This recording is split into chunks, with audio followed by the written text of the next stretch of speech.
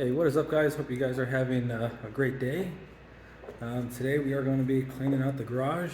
Unfortunately, it's been a few days, well, a few weeks actually since I cleaned it last. And I told you guys to get rid of the Tesla. As you can see, this type of flooring that I installed, you can actually see the dirt. It's not like some of the, I think it's called Swiss Tracks. Where Swiss Tracks has little holes in the floor, and then all the dirt just kind of falls down onto the subfloor, or actually onto your concrete. With this one, you can't actually see it, so as part of having this type of floor, and the maybe you can hear it, the clicking. As part of having this type of floor, there is some maintenance to it. I also have all my stuff over there from the Tesla. That's all still hanging out there. Also, the flooring that I have by the workout area has to be cleaned up a little bit. Again, if you're going to have dark floors in a garage, there's usually a little bit more dust in here, so there's more maintenance. And I also have to organize my lockers. The nice thing about having lockers, you could just throw a bunch of trash in there and it looks nice and neat and organized, but definitely have to clean that up. What else? Yeah, I think also, so when we moved in, actually it's almost been a year. It'll be a year, June 22nd, so just a few days from now. Actually, is today the 22nd, or is that tomorrow? Either way, it's coming up.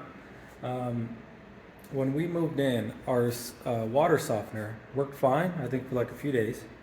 And then we put it back in when the installer was here. He kind of walked us through and showed us how the system worked and all that good stuff. So we put a bag of salt in, and it kind of stayed that way for a while. And eventually I reached out to the company a few weeks ago and I said, hey, I've noticed that the water level has been the same and the salt hasn't gone down. So they sent the tech out, and the tech looked through the system and he said, well, it wasn't programmed correctly, so it wasn't regenerated. So we haven't even had soft water for the past year. And so, he walked me through it, and he was showing, like on this display, I don't know if you'll be able to see it through the lighting, but it shows you how many gallons that you need to go through before it regenerates, or then it'll automatically regenerate on its own. And it's pretty much stayed the exact same since he left. I think it worked again for like a few days, and then it hasn't worked since. And a couple of days ago, I just went through like a self-regeneration as well, just manually reset it. And so that has to get fixed. So unfortunately, that hasn't been working, which also means that our tankless hot water heater, the way those things work is that if you have soft water, the amount of maintenance that you have to do is less. So you can typically go about 2 or 3 years before you have to kind of drain it and then flush all the the hard minerals from the system. Well, now that we've gone an entire year without it, I'll probably have to do some maintenance on that just to kind of clear it out and make sure that's working. I obviously, ideally, I want to get 20 years out of that thing, if not more. So maintenance is a big part of making sure that all of your equipment gets the longevity that it's really designed for. I don't want that thing failing any earlier than 20 years. I'm sure, tankless water heater technology would advance, and I don't know, hopefully be cheaper about in 20 years, but I still don't want to pay $1,500 to have another one put in. Also, I also bought these string lights. I bought these string lights for the patio. I still haven't put them in. They're these like old school looking bulbs, but they have LEDs on them. I like the look of those, so we bought some of those. Still haven't put those on yet. It's been kind of windy in Arizona the past few days, so just been holding off on installing those. I am currently looking at some Teslas. I am looking at Vroom. I know Vroom doesn't exactly have the best reputation, so I'm kind of on the fence about buying from them, but also at the same time, I don't need a car right now, so if it takes a little bit of time for the car to be delivered, I'm okay with that. but I did find a 2021 Tesla Model 3 Performance. Again, it's a white on white, and it's coming in at a really good price. It's the cheapest price I've seen anywhere else. The Carfax is clean. The car is super clean. All the pictures that they have, so it's looking pretty good. It's actually located down in Texas, and I think Vroom actually bought like an auction business down in Texas, and so technically it's actually part of that company still. So just waiting for the car to actually be available, and it definitely seems like whenever a car says available soon, like nobody knows when it's actually going to be available for purchase. So I've had a couple people reach out to me because I did put a Tesla in my cart ready for purchase, and they reached out seeing if they could do anything to kind of convert me into purchasing that one. And then I just let them know, like, I'm really interested in this one, and they're basically just said that they have no idea either as to when those cars are going to be available. So I've basically just been refreshing over and over again until I see start purchase, and I'll jump on it. Hopefully it's not available for purchase right now as I'm making this video. It definitely seems like some of the other cars that I've been looking at, once they are available right away, people are jumping on them. So you got to be quick. You got to snipe it real quick. What else?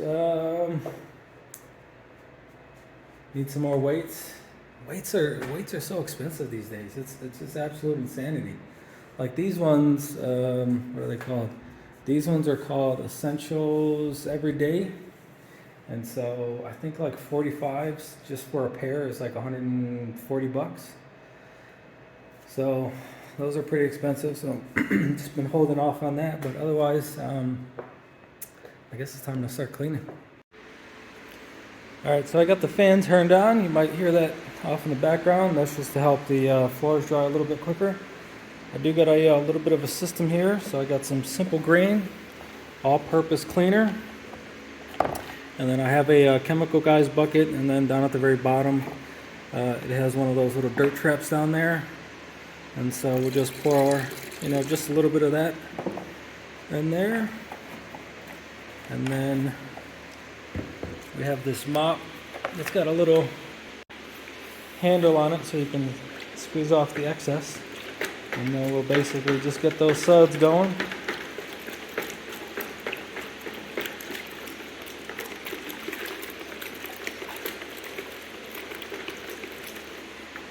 Alright, so I'm trying to do this one-handed. I don't know if this will work or not, but we'll find out. Nope, won't work. Alright, so we got the excess rinsed out, and let's get some of this dirt off. This looks like a good spot. Oh yeah, look at that. Nice. And then usually what I'll do is just do a few passes actually, and then clean it off right away. And again, because we're using that little dirt trap down there, it'll keep the the pad relatively clean. All right, next spot. There we go. Oh yeah.